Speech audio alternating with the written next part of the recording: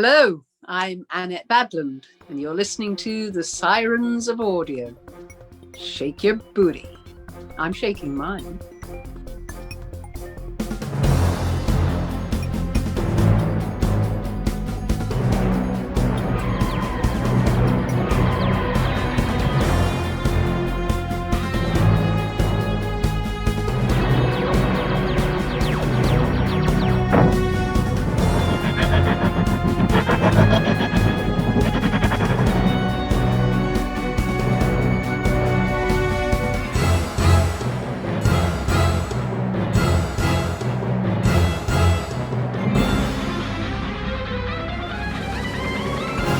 G'day audiophiles, this is the Sirens of Audio, the show that explores the universe of Doctor Who and other cult TV in the audio medium. My name's Dwayne. My name's Philip.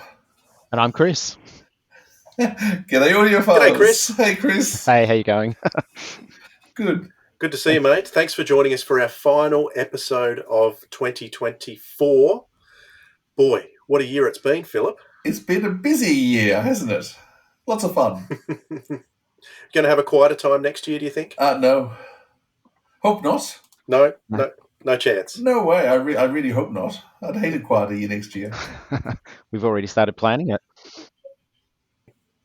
Today we're going to do something a little bit different. Once again, we have done one of these commentary/watch-alongs once before. We did Spearhead from Space a few months ago, but today we are going to look at a kind of related episode because it also contains the Autons. We're going to look at Rose, the very first story from the new series, and we're going to do a watch-along of that just as a bit of fun to see out the year. So before we do that, Philip, do you know what? And do your dogs know what? I was about to mute, but no, the dogs don't know what. We have to all jump down the rabbit hole.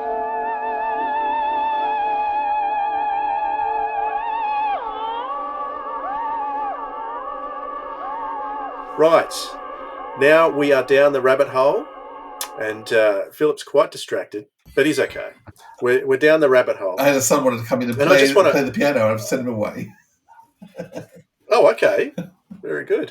Now I've lost my train of thought. But what I'd like to just talk about briefly is because we've got Chris here. I want to get your feedback, Chris, on our recent events. What were your thoughts and of how it all went? You're with us at every event except for Hobart. That's right. Yes. So I'm curious to know from you were helping us, but from someone else who saw it all, what were your thoughts on the events? I thought I enjoyed it. With Sylvester. I enjoyed them. I was amazed by his energy, to be honest. A man his age and the amount of, and he's still going. I saw a post. He's, I think, in Latin America or something at the moment. He said he's everywhere. But they were great. Always on the go. Exactly right. They were great fun. I like the smaller crowds that we get because it's not like those big Comic Cons where you herd it through like cattle. You get to spend more time with them. You just get to hear more of their stories. I'm living my 12-year-old dream at the moment. So who would have thought I'd be booking travel for them all? They've been great. And the crowd in every town has just been great. I've met a lot of people and just great to chat to them all. What about you? I found that there was distinct personalities in every location. Did you find that, Philip? Have you been finding that wherever we go? There's a different personality that you can expect. I've said to you, every city is very different. And the crowds that gather are all very different depending on the location. It's amazing how different in some ways Australia is and the Doctor Who crowds in each city because you really notice it. And it's funny too when someone comes from a different city.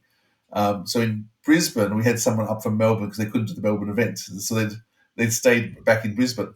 But he stood out for being a Melbourne person because he didn't quite fit in with the Brisbane people because of just how he operated things. It was just, been fascinating. And it's been lovely to go to Adelaide this time and even Hobart and seeing those crowds because they've been, once again, different again to Melbourne and Sydney and different to Brisbane. Yeah. Well, let me see if I can describe the crowds. From my point of view, I found Melbourne to be probably the most excited of all the crowds. They were like exuberant. They were the noise in the room with everyone just chatting with each other was next level. The decibels were pretty high in Melbourne, and yeah, everyone was just wanting to get together, and there's a lot of chatter. I thought all the podcast boys were wanting to chat with us, and it was really nice to have that. When we went to Adelaide the following week, I found the Adelaide crowd was a little bit more conservative. It was like they were a little bit more nervous. Like it's like they couldn't believe what was happening in front of them, and they were sort of a bit awestruck by it all. So they were quieter, a lot quieter. And then where did we go after Adelaide? Went to Hobart the next day, and Hobart was just so full of gratitude. They were quiet as well, but they were so full of gratitude that someone of Sylvester's caliber was brought down to Hobart, because that doesn't happen very often. And then we went up to Brisbane. What are your thoughts on the Brisbane crowd, Philip? Hey, I wasn't going to get into this, but yeah, go on. It might be dangerous. I just think it's fascinating. Yeah, Brisbane actually found. I mean, they had different energy level again. I think Brisbane had a lot of energy. Yeah, they were just very enthusiastic and actually really, really supportive. A lot more than I expected, in some ways. Because it was the thing about Brisbane was, until a week beforehand, there was 30 tickets sold, and in the last week or so, it went from 30 tickets to 85, 90. So we didn't actually fit the room. Yep. And it was sort of, it was fantastic they were all there, but then unbelievably frustrating that they hadn't too early that we could organise things. So it was. I think you did say that too. I did say that. It was just, so you're kidding me, guys. Like, for so long. And so I'm hoping the next time we take someone there, that they will jump on board quicker. Because, we just need to know that people will actually turn up. But can I say, I mean, Melbourne to me has just been an amazing crowd, and being a big city side, I suppose I hate all the Melbourne people. But in terms of, I think part of what's happening is Melbourne fans are reconnecting, and our events have just become a place where people can gather. It's safe. And so all these old friendships are being renewed. And I think part of the reason for the buzz is people are just coming along to be with their friends. And I think that's been very exciting to see. I think Sydney is still a lot more diverse in terms of age groups and things. And so you can see friendships are starting to grow. It's interesting, the VIP dinner. There's a whole group of people who've all met each other and been at every VIP dinner since Janet. And you can see that little group of friends are really connected. There's a messenger group now that they're all in. Yep. And so they've become a real buzzy little group of people, which is just lovely to see. And then there's other sort of groups forming as well. But once again, it's a bigger age. It's a bigger age span. I don't know, but it's certainly a group that hasn't known each other as well. Whereas I think Melbourne is reconnecting from past events. And the Victorian Club of Australia is, I think, quite active too in terms of a lot of membership. So I think a lot of people have reconnected with the club and reconnected with each other. Yeah, can I just say, I mean, the thing that I'm just loving the most is just seeing Doctor Who fans able to be fans in a nice environment. And I mean, Doctor Who fans will always disagree about stuff, but if it's happening, it's being done in a nice, civilized way, and people are questioning each other and understanding each other. And there's different views about the show, modern and classic, and all those things. But people are being really nice about it, which is, to me, the essence of what actually matters. Because, who cares what you think, really? Just share your opinion, listen to what other people have to say, and what you love is good. And with so many years of Doctor Who to choose from, you got to find something to love. And so, focus on what you love, and we can all be happy. Exactly. And it amazes me too. I asked in Sydney for those who hadn't been to one of our events before to put their hands up, and I'm still amazed at how many people are turning up for the first time, which is fantastic, actually. Yeah. But there's been quite a few events now, and there's still people finding out about us and coming along, which is really nice. And we've got another one to look forward to in a couple of months. We've got Matthew Waterhouse coming out at the end of March. Yep. So going to 3 cities this time, not 5, because we're still recovering from 5 It was a lot. But it was a lot. A bit of a spoiler too, so people will know that we have actually got Matthew coming up on the podcast. And in our time, next week. Next week. In our time, we spoke to him last night, and can I just say, spent an hour and a half or so with him. It was such a enthralling conversation with him. He is funny. He's very smart. He's very thought out. He's a Doctor Who fan of the classic series. Mm. I mean, talking about the first 7 Doctors or just the one Doctor, and then there's the modern Doctors, and they're not quite so connected. So he's obviously got these very strong opinions between classic and modern. But he's really, really intellectual in some ways. And you'll hear that when we talk about it on the podcast. He's really thought through a lot of things, and he's just fascinating. I think he's just going to be the most amazing guest. I know last night I could have kept talking to him for hours about a whole range of topics. I mean, not just Doctor Who, and you'll hear the podcast. We diverge about a few other things, but he's just a very, very intelligent, thought-provoking human being, and he's going to be amazing to spend time with. And I'm, for one, really looking forward to it, even more so after the podcast. I'm sure next week when you listen to him, you'll agree he's just on the ball, and he's going to be a brilliant, brilliant guest. For those of you not in Australia, sorry, but hopefully you can get to see him. Yeah, he travels the US and UK a bit, but he was out in Australia 10 years ago today. Actually, it came up as a Facebook memory. I have a photo with him from 10 years ago today, which I didn't mention because he wouldn't remember that. There was an event here with him, Katie Manning, Terrence Dix. Who else was in that photo? Gary Russell was in the photo, and the Master. Can't think of his name. Oh, come on, he's been on the show too. Carolyn John's husband. The Master? Oh, Jeffrey Beaver. Oh, Jeffrey Beaver. Jeffrey Beaver. Beavers. Yeah. So, Beavers. So they were all there. So as my Facebook memories popped up from 10 years ago, oh, look at that. So there you go. And almost 10 years to the day, we were chatting to him again. And this time having a very interesting conversation. So, like we had 3 to 4 hours of just Sylvester talking. Or sometimes some of those combined with Janet for the first couple of events. But Matthew Waterhouse, 4 hours in conversation with Matthew. I think you guys are going to be blown away. And listen to our podcast next week, and you'll get a taste of what's to come. But you'll notice I deliberately left out all the Doctor Who stuff. Well, not some stuff. There's some conversation there, bits and pieces to whet the appetite. But I think there's a lot. There's a lot more to come. There's a lot more to come, and he's very forthright. So I think we're going to hear a lot about the 2 years he was there. And, he worked with 2 doctors, 4 companions, aside from himself. Lots of stories to tell. So I'm looking forward to them. 5 if you count K9. Oh, I was counting K9. K9, Romana, Tegan, and Lisa. Oh, I can't do my sums, obviously.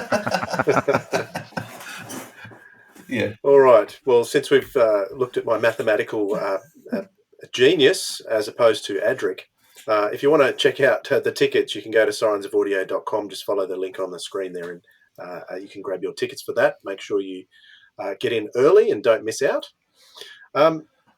Shall we jump up out of the rabbit hole and have a look at the episode that we are going to discuss, which is Rose, starring Christopher Eccleston and Billy Piper. Yes. So let's start that and we can talk over it. Let's do it. Very good. Hey, Faith, do you like my new gun? Dad, that's not a gun.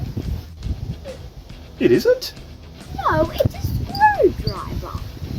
The bloke at the shop told me it was a gun.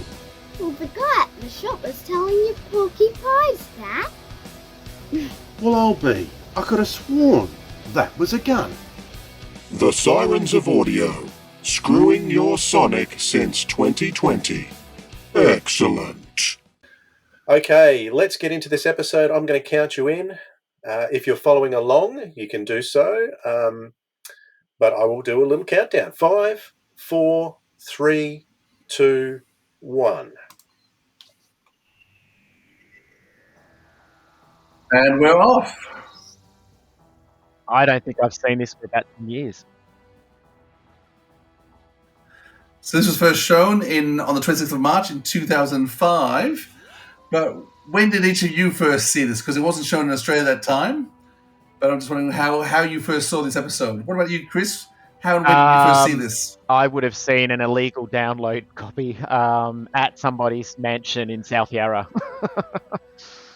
On the day after, then on the Sunday? It would. I think it would have been, yeah. Yeah. Okay. What about you, Dwayne? When did you first see this episode? I would have seen the same as Chris because there was no iView at the time playing it simultaneously. So I would have most definitely downloaded it from somewhere. I remember seeing it with the original, or with the incorrect theme music, actually. Right. Well, that would have been the day. That wouldn't have been the day after this. Then that was probably a month or two earlier. Was it? Yeah. So anyhow, firstly, I mean, I love that opening scene with the world. It reminds me very much of the Remembrance of the Daleks, with something circling the Earth. So stars in space and brings in. I get Spearhead from Space. Yeah, and as I was going to say, it's obviously a very strong. Because Spearhead from Space starts the same way, doesn't it? With a view of the Earth. Yes, it does. It does. Yeah. So you give it the same idea. It's beautifully London with the red double-decker buses, and it just feels so London, even though it wasn't. It was Wales, but it feels like London at the moment.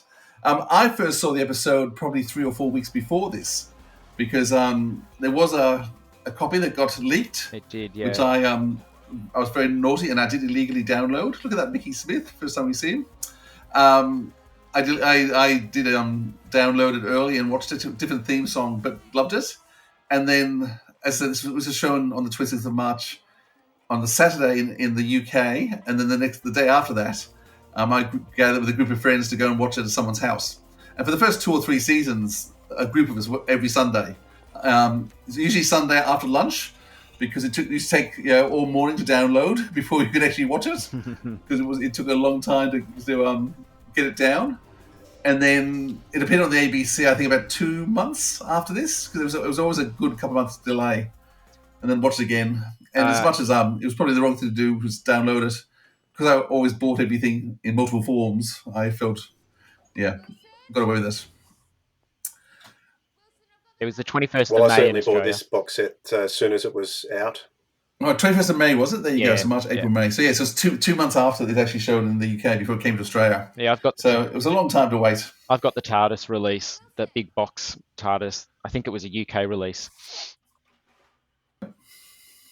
So after that high energy, quick cuts beginning with that great music, Murray Gold now doing the theme, and I think Murray Gold's orchestral music just so wonderfully set the tone, just brilliantly. Then we suddenly go into this darkness and shadow and slowly the fear builds. So just a very great typical Doctor Who episode. Even the dog agrees. Yeah. Has anyone read the book?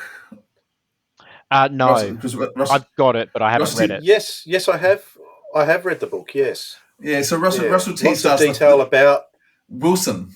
The whole first chapter is about Wilson and the fact that he was running the lottery, but actually scooping money off the top and actually not illegally keeping all the money. And then they actually win, and so he has to disappear with all the money.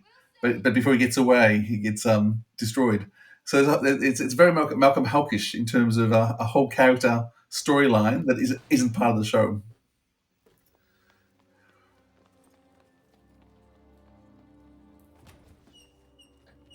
I think I read a scene breakdown before even seeing this that had got out somehow. There are a few things leaking here and there, so I was expecting what was about to happen, but still the impact was incredible.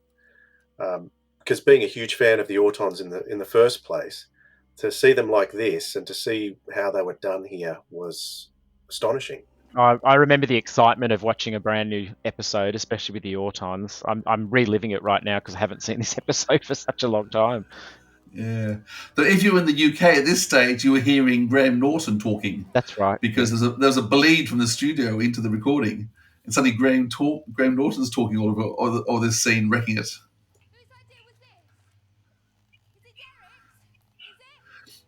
I love the way they creak, that plastic sound they've given them as they move.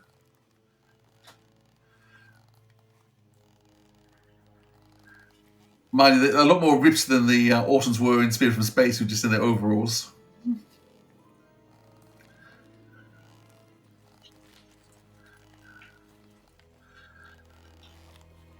Once again, I think the music is just superb. It's one of the things that makes it. And I was just thinking the same thing, actually, to be honest. The music really adds the atmosphere to it. Yeah. And just that first line, which is run. It's such a huge contrast between the telemovie, which was so exposition exposition heavy in the first few minutes, and here immediately we've got the mystery of the character instantly with no explanation, and not much comes out by the end of the episode either. No. For anyone new coming along, I often wonder what it was like for newbies watching this episode. Well, easy, I think. Easy for. I mean, I think it's the perfect jumping on episode. It's still the best one. Ock health and safety. Can I just say, in terms of why that lift door didn't open with an arm in it? So that's a major safety issue there. Exactly.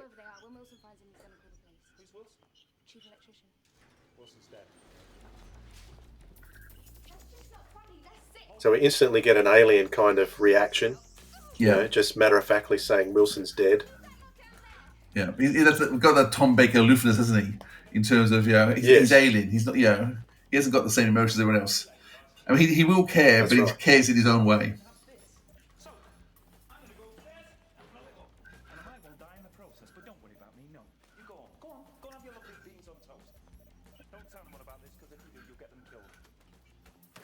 And then a bit from the trailer that was... Yes.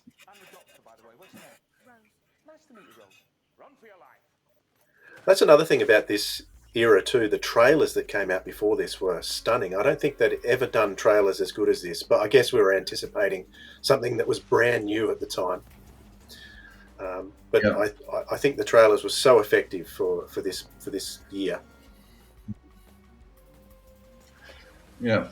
It says how much this first episode has to do with movement, because I mean the first line is run, then run for your life, and soon we're going to get that whole scene with the Earth spinning and the movement of the Earth. So Russell really has that theme about movement and keeping things active and moving all the time, and it's characterized in here.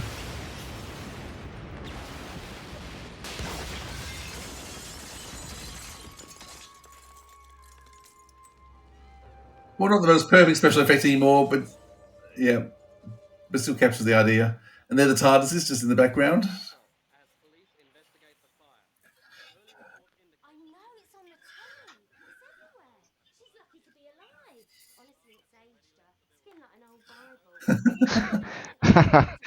I love her. She's great. Camille Cadu is just charming, isn't she? Yeah, I reckon she'd be like that in real life too. I don't think there's a lot of acting there. I think that's probably quite a bit of her. Yeah. And up until now, with the whole history of the show, companions have never really had a family. Occasionally, someone gets alluded to or mentioned. Ace, you sort of met her grandmother a bit in the past, but here we actually have fully developed mother, fully developed boyfriend, and the companion's just part of a bigger unit, which is what life's like. Yeah, we've gone to much more realism. It did start with Ace. I mean, she spoke about her mum a lot too. She did speak about her mum in a few episodes. Yeah, but she was never a character in it.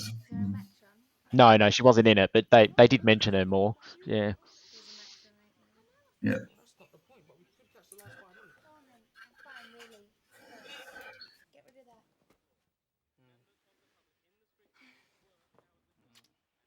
Of all the characters, I think Mickey is one that potentially evolved more than any other. I found him so irritating in this episode. I found him irritating too. I wasn't going to say it. Very annoying. But by the end of series 2, I loved him. He'd evolved so much. He's a totally different person to who he was in this first episode. Yeah, he really grew. Those bins we're going to see an awful lot, by the way, in the next couple of series of Doctor Who. It's amazing how often those bins appear. Often differently, but always there. One of the things that I think Ross is amazing with his economy of language, in terms of in a couple of sentences he can define a whole character. As you say, Mickey is so annoying so quickly, but it's only through hardly any dialogue. But already we see he's selfish. He's more interested in spending time with the mates and having a beer. His focus isn't on his girlfriend. And so already they say the fact that, she can leave him because he really isn't focused on her. Mm.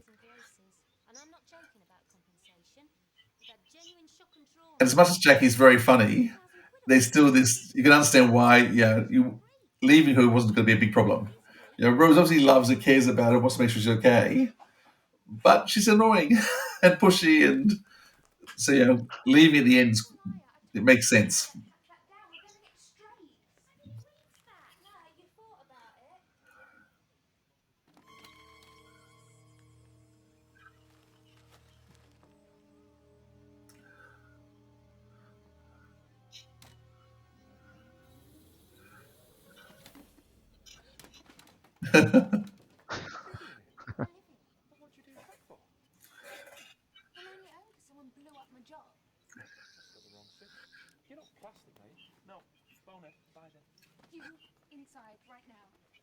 Once again, the Doctor owns the whole place, doesn't he? Even in someone else's house, he already owns it. She deserves compensation.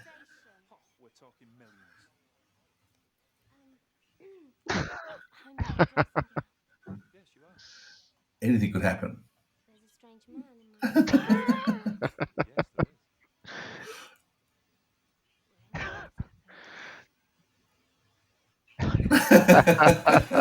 is. I think it was at that point you actually realised that Chris Eccleston could play comedy really well. I immediately accepted him as the Doctor. Like, there was not a moment in this episode I ever questioned him as the Doctor. No, I didn't either. He was the Doctor straight away. I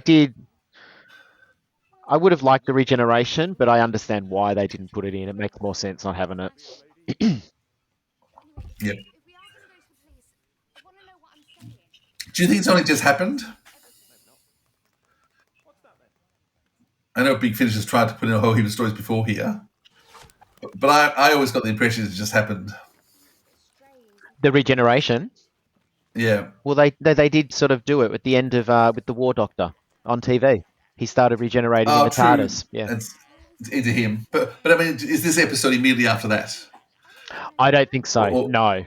It appears that way, but if you look at further down, we're going to see images of him in the past.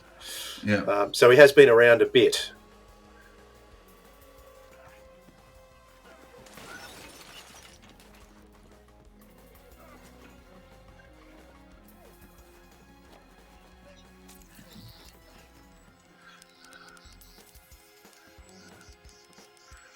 It's a great skill to make just a plastic hand be scary. Yeah. But they really managed it. And once again, just the smashing the furniture. But, Jackie in her room with the hair dryer on, so doesn't hear anything. I was thinking how much acting they were doing there with the hand trying to hold it on their face. Yes.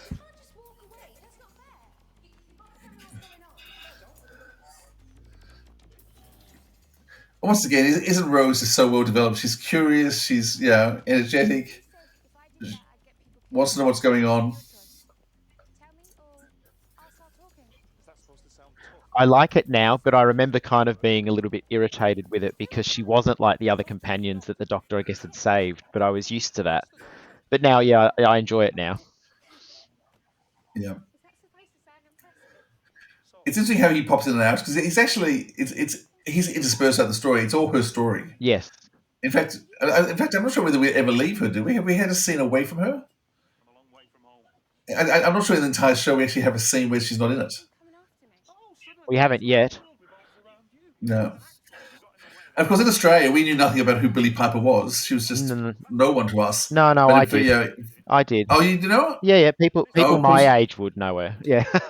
Oh, okay. Yeah. No, that's only because you want to. I had her single, and they used to play it in nightclubs. I had a CD single, etc. So yeah, I knew who she was. So were you worried about this pop star becoming an actress, or you didn't care? I don't remember being worried about it. I remember being interested to see what she'd do because I didn't know her as an actress. So I don't remember being worried about it. No.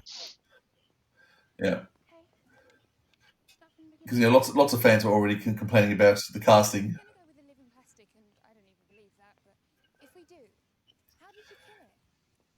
It's a very ordinary part of London we've not seen before too. Housing estates. It's not something I think has ever. Oh, actually, Survival was housing. Yeah, Survival was in. This reminds me of Survival because that was in a council estate as well.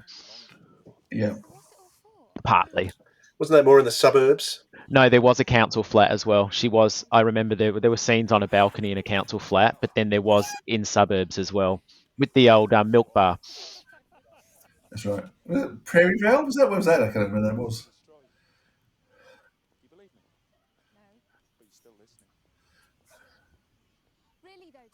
So this is an amazing shot. He's gone from comedic to deadly serious and almost lonely. Yeah. Mm. It's an amazing performance instantly. I was hooked on this Doctor even before this, but this just cemented it for me. Yeah. Yeah, he's an amazing actor. I mean, it's almost he was a strange choice to go for someone northern and someone rough, but he could play anything, and the comedy, the seriousness, the intrigue. It really is a tragedy when you get more than one season out of him. Yeah. Mm. I was disappointed in that. I would have liked another one. That's who I am. Now forget me, Rose Tyler. Go home. Even though I'd watched a lot of Doctor Who and read a lot of the books, this would have been the very first time I'd ever seen a Doctor Who episode like at the same brand new, yeah. Yeah. Well, apart from the movie. Yeah. Yeah, it's certainly this would be the closest I would have ever seen one to. This is the next day. Mm. I mean, I wouldn't see an episode as the Easter show with David Tennant with the flying metal things. I can't think what it's called now. The Easter special where I was actually in the UK, which was the first time I actually saw an episode go out live on time. But now with streaming, of course, we get to see it at the same time as everyone does. Yeah. How the world's changed. If you'd done it properly, you'd have had to wait 2 months before we saw this. That's right. And the spoilers by that stage would have been dreadful because basically the whole season was out by then.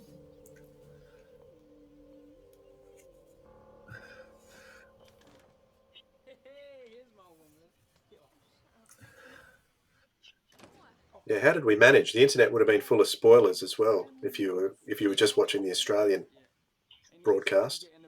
Yeah.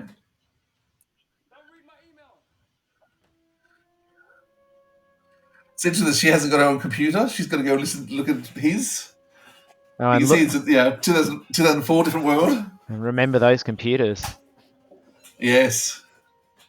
What was I saying? Yeah, it was all. Was internet still dial? I mean, internet was probably still dial up then. Yeah, I think so. It was just kind of changing over.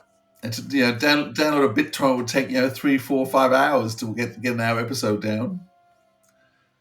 If the internet was going fast enough, depending on how fast the internet speed was.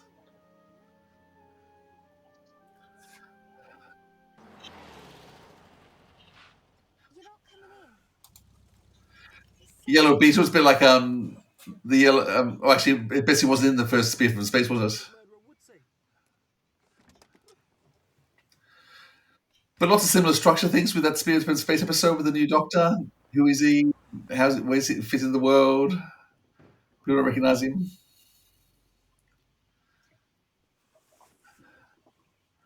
I'm assuming that's a touch of racism stuff. Why is a black guy sitting in a car outside my house? And he's doing a tough act. I'm assuming that's what they were trying to get across there. Come see Clive. We've been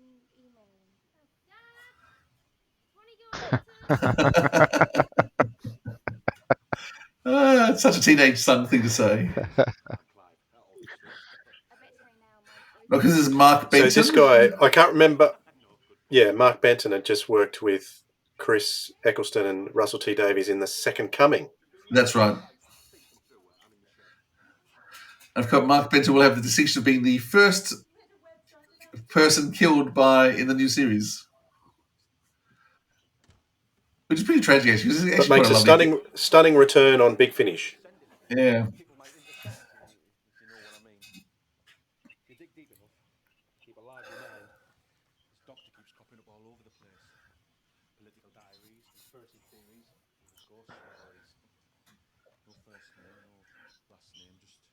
This is 2005. What was This is kind of like with Iraq War. Who Shot Kennedy?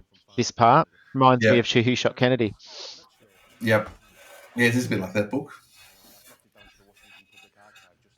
And once again, it's just a nice way of doing exposition. It's for all the people who are just for the first time seeing Doctor Who. This is a way of giving background. Oh, see, I guess if he's in that could be the future. I was just wondering in terms of the regeneration, whether it has just happened or not. Is this the first story after his regeneration, or has he been around for months and years before here? I took it that he'd been around months. Well, he'd been around before. Who knows how long? I guess when I first saw it, he looks in the mirror and he sort of says, "Not too bad," as he looks at himself. I was wondering whether that was actually saying that's the first time. It's hard to know. There's been a couple of gaps already so far where he could have taken off for a long period of time and come back. Oh, true. And there's a couple more as well. Yeah, up true. that you could. So it confuses me a little as to why Big Finish decided to put on those episodes and make them prior to Rose. Yeah. I've often wondered that. I mean, they work and they're all very good, but there were certainly gaps that they could have slotted into, and that's what Big Finish does very well. They do, don't they? Yeah. It isn't that the autism is what she's met and was trying to kill her, but it's not the autism she's investigating, it's the doctor. Because she's worked out he's the big issue. Well, just like Spearhead from Space, they were investigating the third Doctor as well, because That's the right. Brigadier didn't know exactly who he was. Well, who shot Kennedy's based around Spearhead from Space and that whole first couple of seasons, so yeah. Yeah. Now, once again, this scene's quite interesting.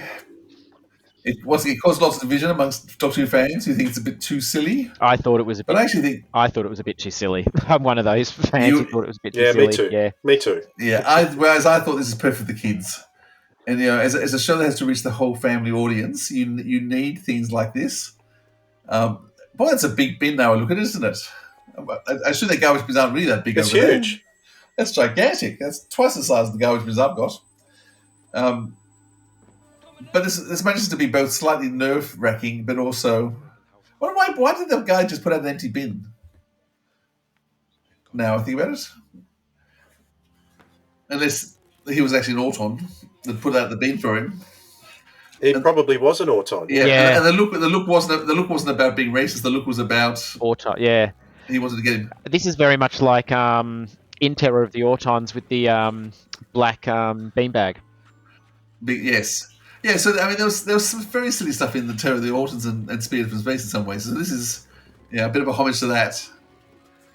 I'm amused she decides to turn backwards because I mean that wouldn't be the best way of getting strength out of it, particularly. But we've already said Mickey's a bit of a goose. It burps too, isn't it? Yeah. That's definitely there for the kiddies. You need that.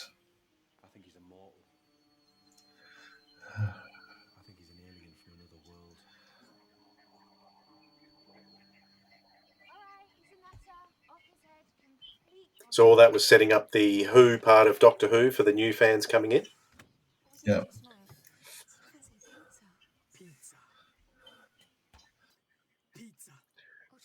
I always thought that makeup looked a bit silly too, because he looks like more like a Lego man than. Yeah, I was going to say the exact same thing. He looks like a piece of Lego. Well, it's plastic, and they haven't had long to try and make a new one.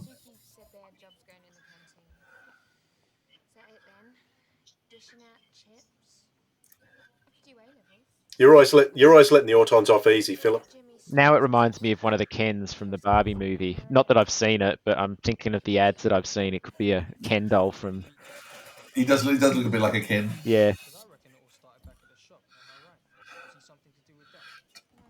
Does he blink at all, or is his eyes always open? Because his eyes are quite sinister in this.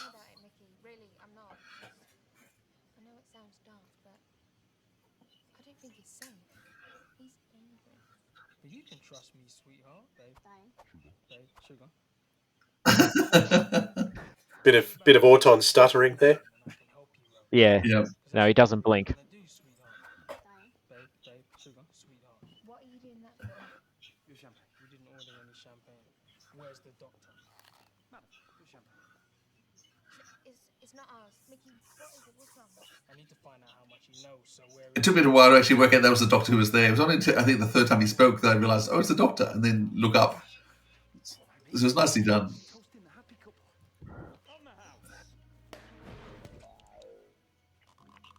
That's corked it.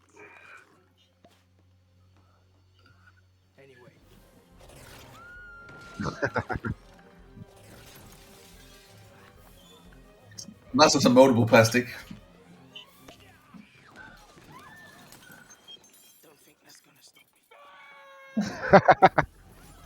Just the look on the Doctor's face is just brilliant because everyone's screaming and he's smiling. It's yeah.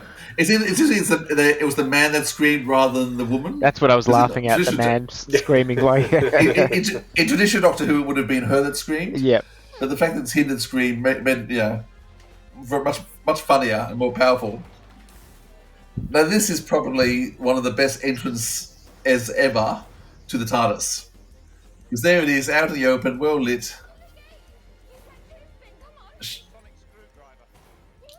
remember the first time I saw this, the anticipation of Rose going in. It seemed like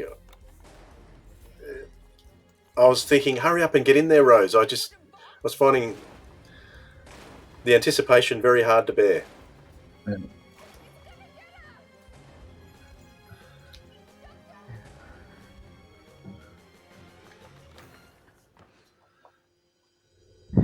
What I love is they still don't show it. Just her face and she's out again. But you can tell it's kind of like the movie set anyway because of the paneling in the background from the... You can tell it was kind of going to be along those lines. Yeah. But this is where the TV movie got it wrong, where you just inside the TARDIS straight away, you got no idea about it being bigger. Whereas there, they've set up the whole concept. Of course, now this is actually quite a small TARDIS compared to what they've done since. That's true. I still love this one. I think it's beautiful. It's the one I saw at the Doctor Who exhibition in Olympia when I visited many years ago. Right. I haven't seen it for so long. I'd forgotten. It is actually a little bit similar to Jodie's almost. It's got the growing kind of bone growth arms kind of, and Jodie had those crystals, which I didn't like Jodie's at all. But no, me either. I didn't like that. But there is a similarity between that and this one.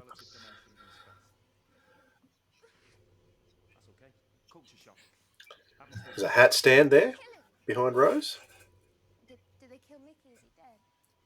And once again, the Doctor's totally missing grief signals, missing emotion. Just doesn't get it.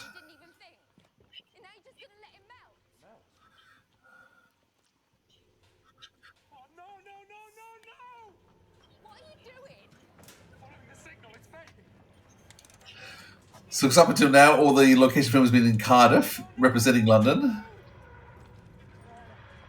But they actually are going to do some real London filming, which we're about to see.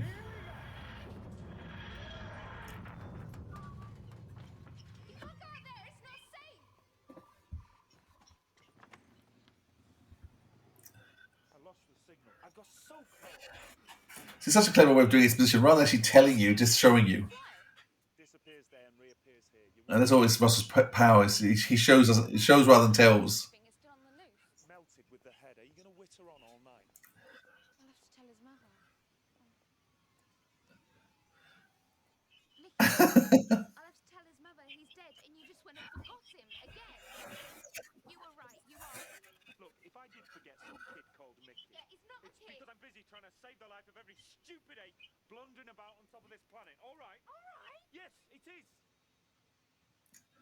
If you are an alien, how can you sound like you're from the north? Lots of planets north.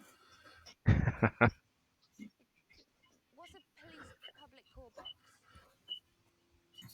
It's a telephone book from the 1950s. What's the issue that no one understands what it actually is? So you got to explain what a police box is to the modern audience. It really, everything's been designed for jumping on, which is why I think so many people just fell in love with the show at this point. Dioxins in the air. Perfect. Just what the nesting consciousness needs. Its food stock was destroyed in the war. All its But everything you're told you need. So everything about the alters you need to know. Not I fought them in the past. I did this. I did that. Well, people who are interested will jump in and look it up anyway. It gives you just enough tidbits to sort of get you in, yeah. But no mention of Time Lords, Gallifrey, all that's been totally left out. Was it all that came up? I think it was in the first 30 seconds of the TV movie. We've got Daleks, Time Lords, Gallifrey. Yeah, everything, yeah. This always reminds me of the film "It's a Mad World," where they're searching for a treasure under a giant W, and so they're thinking about windmills, watermelons, and things, and spending 15 minutes apart searching this giant W, and then finally it's a scene just like that, but the W's been made out of palm trees, and and only one character starts off by singing it, and there's all these other characters running around, but she's the only one who sees it. Music, and just this music, I just remember being so inspired by this. Think of it. Plastic all over the world. Every artificial thing waiting to come alive. The shop window dummies, the phones, the wires, the cables. The breast implant. Take me back to when I was in London a couple of months ago. Yes, I've been on that now. Yeah, I've been on that Nice a few views. times. Yeah, I've had a little Yeah. ride on that too. Good to me.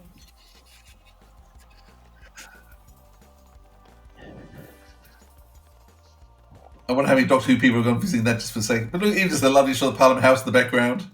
It's really using the whole London so perfectly. I suspect that doesn't actually exist anywhere. I'd be curious to know where that is. And now we're back to Cardiff into a freezing factory.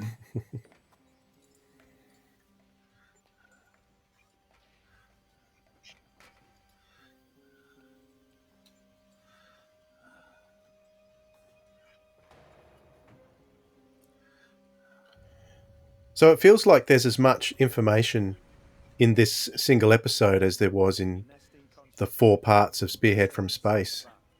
So it really impressed me the way Russell was able to compact that much storytelling down into 50 minutes. Yeah. Yeah, it moves fast, doesn't it? The pace is just amazing. I seek audience with the Nestine consciousness and the peaceful contract. According to Convention 15 of the Now, once again, showing another side of the Doctor's character, that he's prepared to discuss and reason and give a chance for the creature to leave. Is it right that the Nestine consciousness originally was going to have dialogue, but then it was changed to just... He does have some. There is some dialogue there. Nick Briggs is speaking. It does say some things. Well, it says it says Time Lord. That's the only thing that you hear it say. Time Lord. Yeah. Okay. Can we keep the domestics outside? Thank you. Because we said that Mickey's not really dead. Yeah, and the Doctor never said it, and he knew the entire time. Yeah. I'm not quite sure why this is flames burning, particularly in that factory, but there you go. If I might observe, you infiltrated this civilization by means of warp shunt technology. So, may I suggest with the greatest respect that you shunt off? Oh, don't give me that. This is an invasion, plain and simple. Don't talk about constitutional rights. I am talking! Bit of Nicholas Briggs in the background. He was just grunting. Would you like to have seen the Nestine squid? Or are you happy with the bulging plastic liquid? I think I would have liked a bit more squid than we see. But it's okay.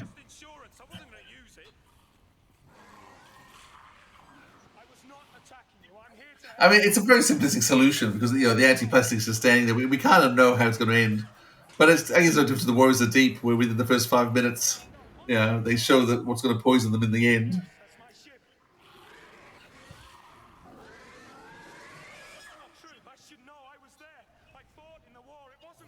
The first mention of the Time War. It was the first idea here of a war. Yeah. Yeah. It's a beautiful thing happening here.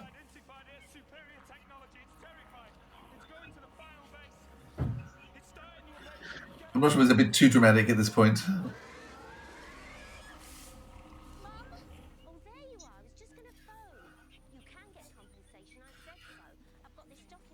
And of course, by coincidence, all the characters we've seen during the episode are all out about in London. I had to have a walk through that shopping centre when I visited Cardiff, of course. I'm sure we all have. Oh, did you? Yeah, I've been there.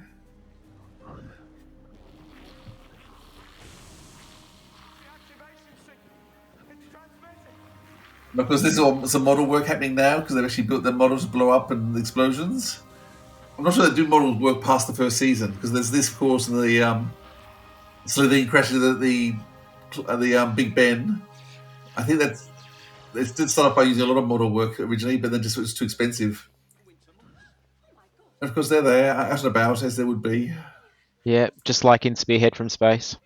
But this time we get to see this it. time, We get to see yes. it. Yep. I was convinced in Spearhead from Space you saw the glass smashing. In my head, it always happened.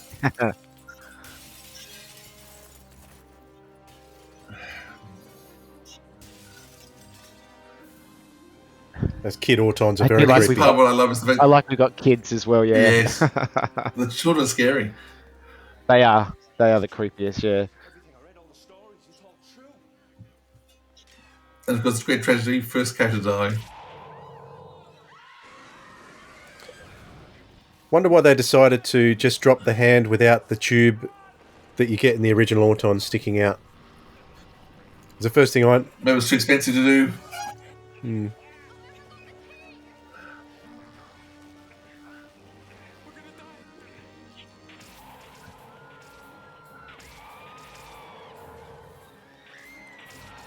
I still do the smoke like the Spearhead as well. Yeah. As soon as Jackie suddenly realised she's in danger too.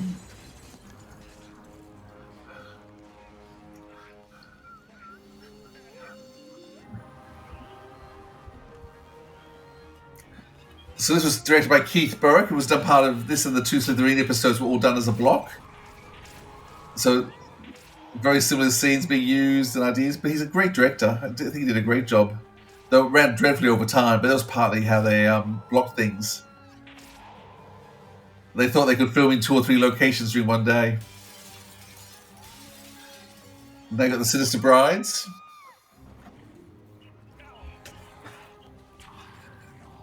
And of course, 2 of those brides are Alan Rusco and Paul Casey, who'll go on to perform many creatures throughout the next few years in Doctor Who. And I think Paul Casey was a Cyberman, Paul wasn't Casey's he? even back now. He was. They both were. They're both in everything. Scarecrows, every monster they've been. But Paul Casey's now back with the modern series, training all the new monsters. Gotcha. On how to move, how to act. So they were like the Pat Gorman and Stuart Fell of New Who. That's right. But I tell you what I have got. Joker Street Junior Score under 7's gymnastics team. I've got the bronze.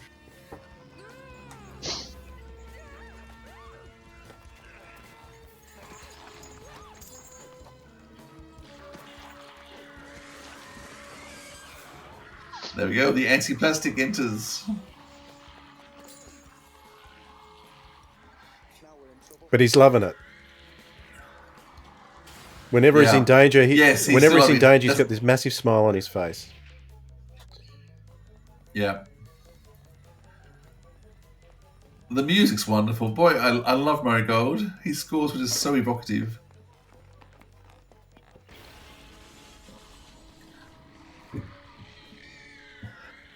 Poor Mickey's very pathetic, isn't he? He's extremely pathetic in this episode. Yeah. It's not really not till Boomtown you start to have some sympathy towards him. It's almost embarrassing, to be honest. Clinging on. She had to have a good reason to leave him. Yeah, if she's going to choose the Doctor over him, she did a good reason to do that. And I think that they made his character strong enough. But I said in Boomtown, he's improved a bit more, though he's still a bit pathetic. But by the time you see him in school reunion, he's by that stage he's actually going out and investigating and looking for trouble. Meanwhile, just let's drop down. That was a cool shot with the head coming off. I'd never really noticed that before. It was. No, I think she kicks it, doesn't she? I think she kicks it.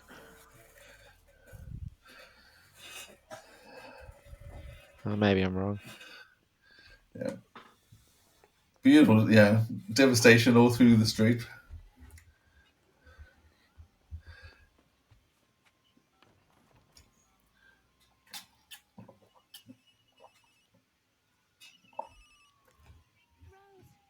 Rose, don't go out of the house.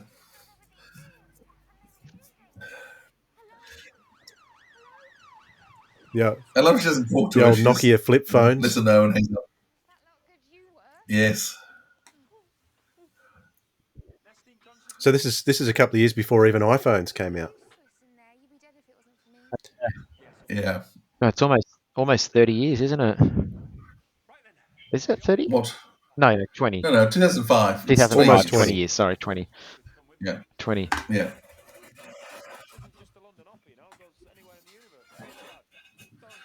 When you think where Doctor went in the first 20 years, from Unearthly Child to the Five Doctors, compared to this now to where we are to, it really, the changes have been as immense in the last 20 years as they were in the first 20. No, they haven't, have they? No, you're absolutely right. No. Yeah. No, yes, you can, Rose. Oh, God. Yeah. Just push him off. Not yet. But at least she thinks about it. I love the slight tear in his eye, so the watery eyes, because he knows he needs someone. The Doctor should never be alone.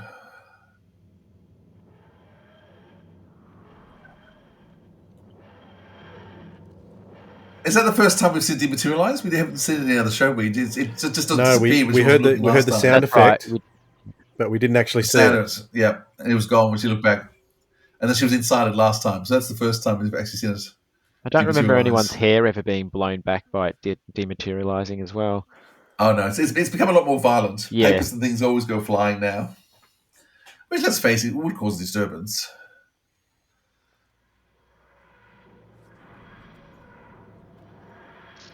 What? How long has he been gone for? Maybe he's been gone for 6 months. Yeah.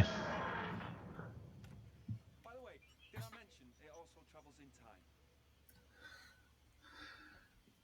Now, does she join because it travels in time, or does she join in because she regretted the fact he'd gone without Bit her of both the first time, and that she wasn't good? But, yeah, it's hard. Well, it does come out in Father's Day that the Doctor's a bit cynical because he said, "Oh, when we first met, I said it travels in time, and that's when you came." So she wanted to go back and see her father. Yeah, that huge smile on her face as she runs towards TARDIS is beautiful, because that scene's been reproduced recently. Standing on the spaceship, looking out the window. Yes, it was, wasn't it? Yeah. Yeah. Almost word for word. Yeah. Just saw Yasmin Bannerman, who's been on the podcast. Yes.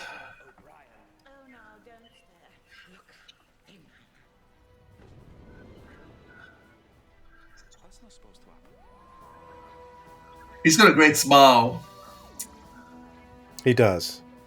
So I just remember being so excited when this came back. I do. And that episode it's still fantastic. What a great episode. What a great way to bring the Doctor back. I want to go watch episode 2 now once I get off here.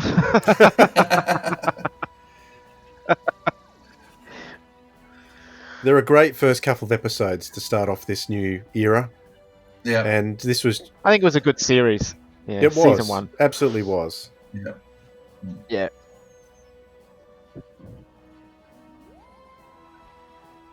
There we go. Done and dusted. And the back. Oh, that was good. That was great watching that. Yeah, so Autons back again. We got. Is there one more Auton story? I guess the Autons do turn up occasionally now, don't they? They're not. I don't think there's another specific Auton story, is there? Because the Matt Smith one is probably the next big one in terms of the Pandora opens, because all the Roman soldiers are Autons and Rory's an Auton. I never kind of consider it so that's probably a Auton story though, because it's got an Auton story though. It's got Daleks in it and everything. It's got everything in it.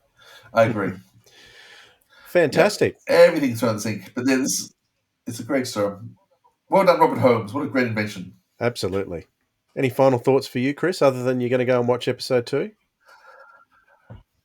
Yeah, I just brought back memories. I was kind of excited when you said we're going to watch this one. I thought, I've been wanting to watch Capaldi again, to be honest.